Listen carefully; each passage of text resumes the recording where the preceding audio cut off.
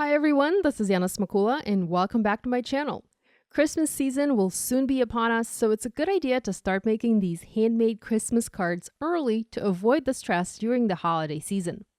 Today I have a quick tutorial to show you how you can create stunning holiday cards using a small number of card making, stamping, and coloring supplies.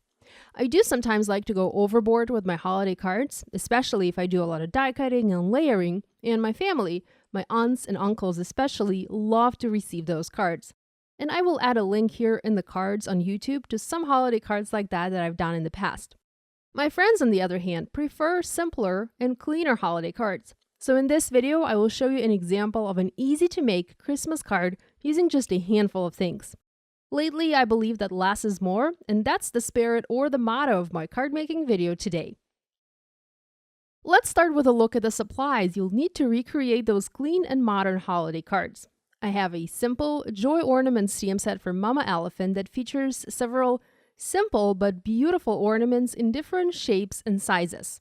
You will also need several Copic markers to do your coloring. I'm using 6 red markers and 3 yellow markers today. And you can find specific marker numbers later in the video or in the description box below.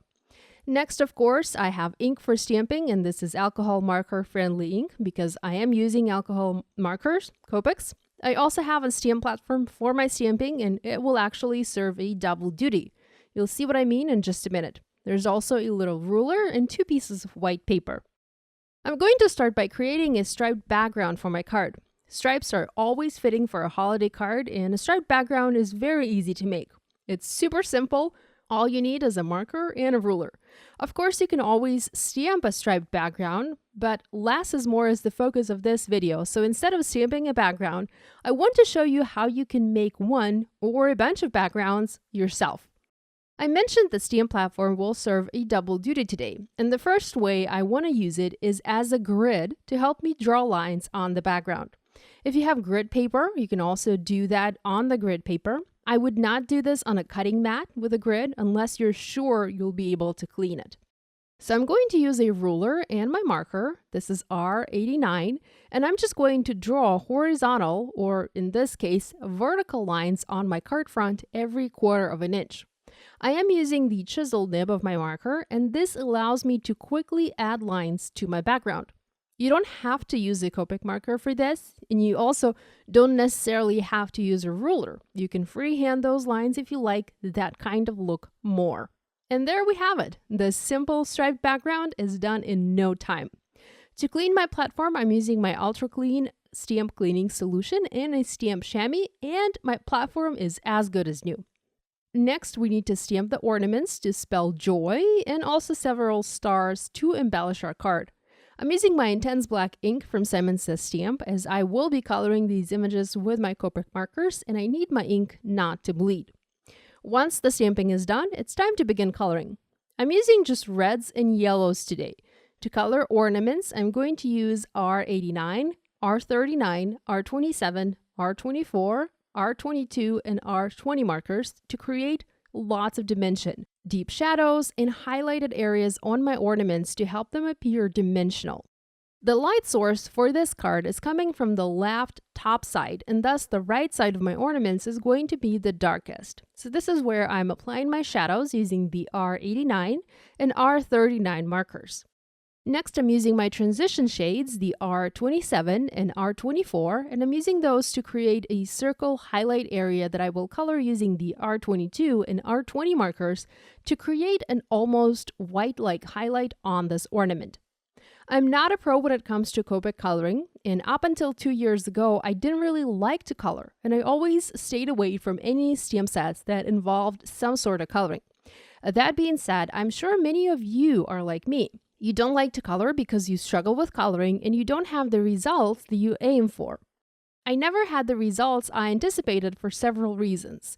And reason number 1 is I didn't have enough markers to create deep shadows and highlights. I didn't have a good collection of markers. I would have a marker here and a marker there, but these markers would not work well together and would not give me good results, so I struggled for a long time until I took the time to fill in the gaps in my marker collection. And just so you know, I don't have the entire Copic marker collection in my stash. No, Less is more, and I only have a handful, but those have been carefully handpicked and they work really well for me and they never let me down. I actually have another video on my YouTube channel about my favorite Copic marker color combinations and a specific chart I made a while back to help me get better at coloring. Practice also, of course, makes better, so never underestimate the power of practice. You might think that I came up with this card idea right away and I colored my ornaments beautifully the first time, but in reality, I did not. It's just something that I don't always, or I rarely show on video. It takes several attempts to make a good card, and I often mess up my coloring. So I guess what I'm trying to say is maybe you just need to give coloring another try, or maybe another 10 tries to begin enjoying it and using it in your card making. I'd love to know, if you don't color, what is stopping you from coloring? If you have a moment, please leave me a comment below. Once my coloring was done, I used a Nuvo Aqua Shimmer pen to add a bunch of sparkle to these ornaments. This particular pen looks beautiful on darker colors, and it really does shine here on these ornaments. There are coordinating dies available for these images, so I cut mine out and also die cut fun foam shapes to be able to foam mount these ornaments in place. I wanted to try adding lacquer on top of these. I didn't add that to my original card, but I had this idea to add it to the second version of my project, and I knew if I were to foam mount the ornaments using foam squares, the paper would sag in a few places, and I didn't want that on my card. So a trick that helps prevent it is using a solid fun foam shape under your colored shape. I made this sticky fun foam shape by adding double-sided tape to both sides of my fun foam, and next I just die cut it using my coordinating die. I would have used white fun foam, but I don't have any white foam in my stash, so I used brown here.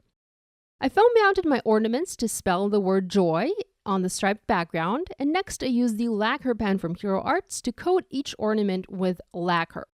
This lacquer is very similar to glossy accents. It is just a little bit thicker, I think. One can use either of those products to add that glossy layer onto the ornaments. I set this card aside to dry. It did take a good amount of time. I added some stamping under the word joy. I stamped you and me, and I adhered my stars in place, scattered around the word joy. So this finishes my easy colored ornaments cards video, and I hope it was helpful and you'll learn something new that you can try in your craft room and your holiday or everyday card making.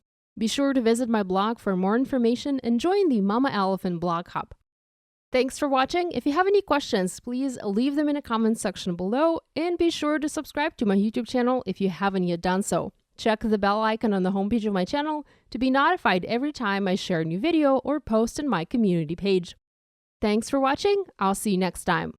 Okay guys, for those of you who stick to the very end of my videos, I decided to share a little bit about our cats. My husband and I have 2 black cats living with us. They are a mother and a daughter cat, and they are extremely spoiled, probably just like any other cats out there. When we were in the United States for the 2 years, my husband's father took care of our cats, and ever since we've been back, I feel like they are demanding for more and more attention, and they are a little bit afraid that we're going to go on a long trip like that again.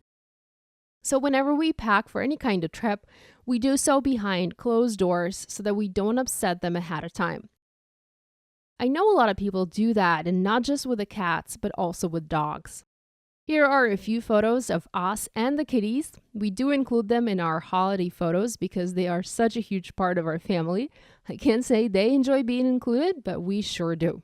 Thanks guys, I hope you enjoyed this video. I love you, and I will see you next time. Bye!